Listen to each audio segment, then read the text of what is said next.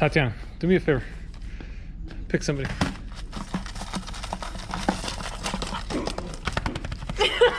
Oh my gosh. Who do you got? Lance Accord. What is it? Lance Accord.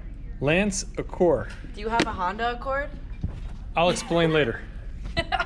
In today's video, we're just gonna kind of take a quick lap around the lot, and I'm gonna go over the topics that I wrote down on this little post-it note here. And we're gonna start with my Chevrolet Bolt, which today is actually the 741st day I've owned this car, and this car has been driven, and it has not yet caught on fire. You gotta love when you're trying to make a video and someone's trying to find a car and they just constantly hit the horn over and over and over and over and over and over and over and over and over and over and over again.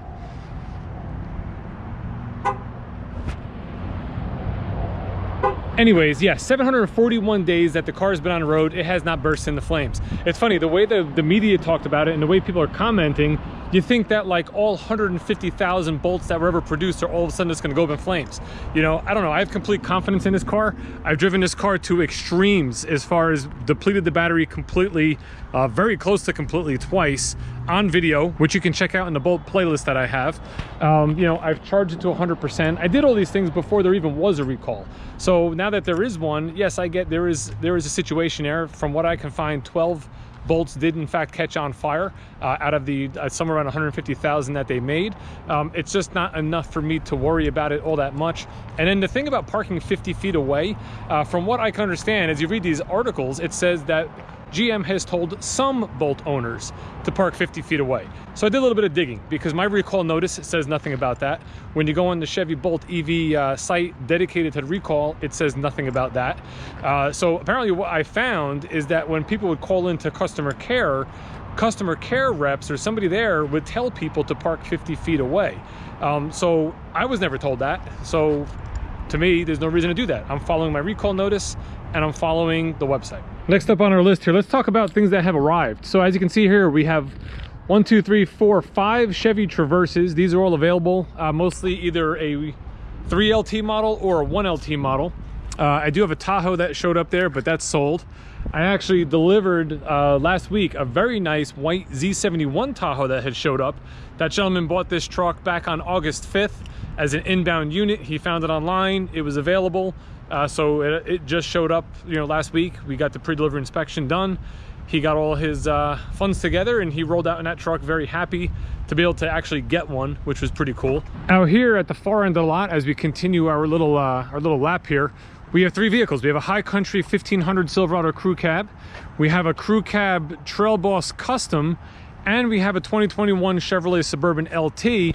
Now, all 3 of these vehicles are currently available. They're not spoken for yet.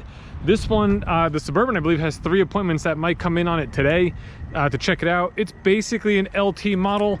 It does have 20-inch wheels, and it does have bucket seats. Other than that, it's a base LT. This one does not have a sunroof, but a very nice vehicle for someone who needs something this size for the family. This definitely shouldn't last too long. It just got here this morning.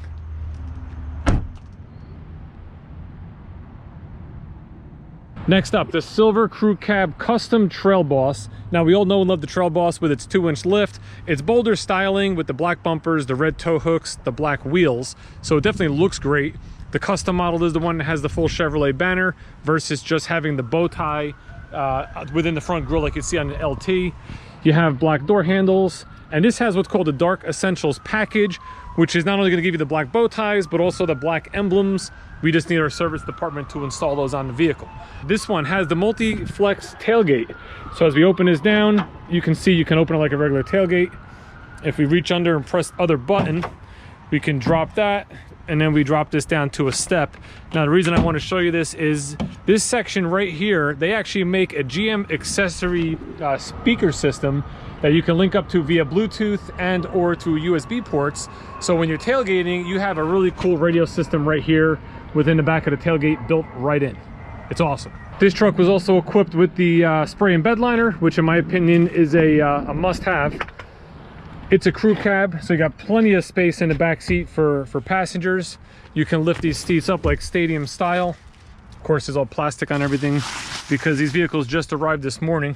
Here's how the whip AM/FM antenna shows up, which is something they should probably get rid of and figure out a better way to get radio signal into the vehicle. Drop that down, close this door.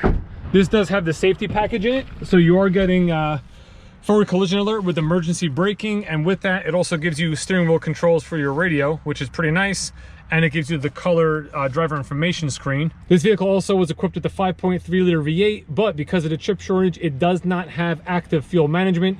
So your city fuel range is around 13, your highway is around 18 miles per gallon.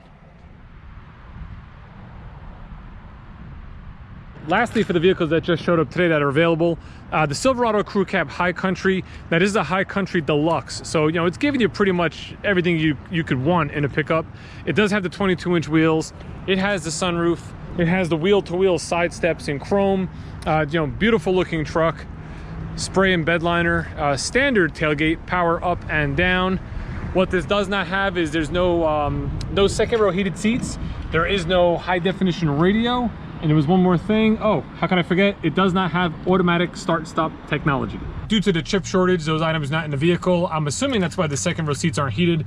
Because you don't have those 3 items in the vehicle, you're getting like a $300 credit built back into the window sticker. This way you're reducing the price slightly because those features aren't there. But this is just, again, the nicest of the Silverados as far as luxury features and amenities that you can get. This does have the adaptive ride control suspension, and one of the coolest buttons I think it has, if I start it up here, you'll see, is a one-touch button to drop all your windows at once. It is only a down feature, so you have to raise them by lifting all 4 to get them all back up. But nonetheless, it's a quick button to really just let the hot air out of the vehicle, that sort of thing. This vehicle is also equipped, which I didn't mention yet, with the 5.3 liter V8. And yeah, this truck, I'm assuming, isn't going to last long either because it's very hard to come by, and we now have one here that's available, so it's awesome. As we continue our walk around the lot here, we have not one Silverado, but 2 Silverados. One here, both with hydro-locked engines from the flooding that happened not long ago. So they're both waiting to get engines and parts here so they can be fixed. Now on to the used car lot, which is literally the emptiest I've ever seen it. I redesigned it this morning. I angled 1, 2, 3 vehicles this way, angled 3 vehicles the other way, put this Corvette C7 right in the middle, so it should have a nice presence from the road. I didn't actually look at it yet, so let's take a quick walk. It's very windy right now. Hopefully it's not irritating to watch. But here you go. Angled that way, Corvette straight, a couple angled this way. I really gapped them out because, with such little inventory here, I figured might as well space it out and somewhat fill the lot. We are down to, what do we got here? 1, 2, 3, 4, 5, 6, 7, 8, 9, 10, 11, 12, 13, 14, 15, 16, 17 used cars on the lot right now. Now, one of the things some people were commenting, both new and used, why don't you buy cars from other parts of the country that may have more inventory? It's going to sit down next to this Corvette here, hopefully block some of the wind.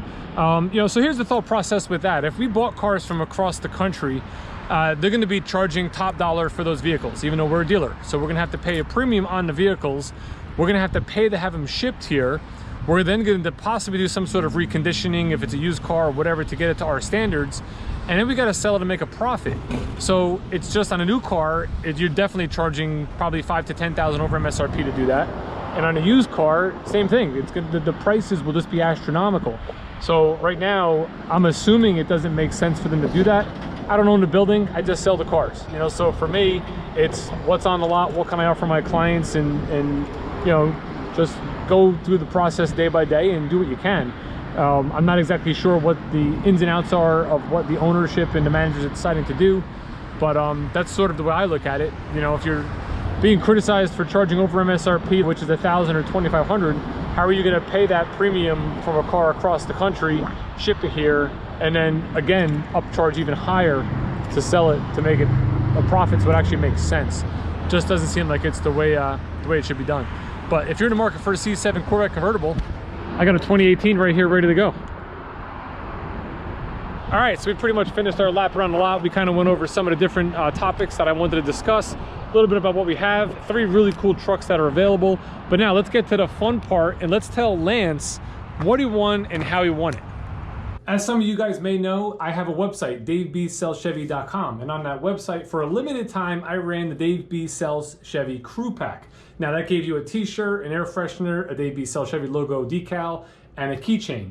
Now, what you didn't know was that if you bought one of those limited time crew packs, you were automatically entered in to win something.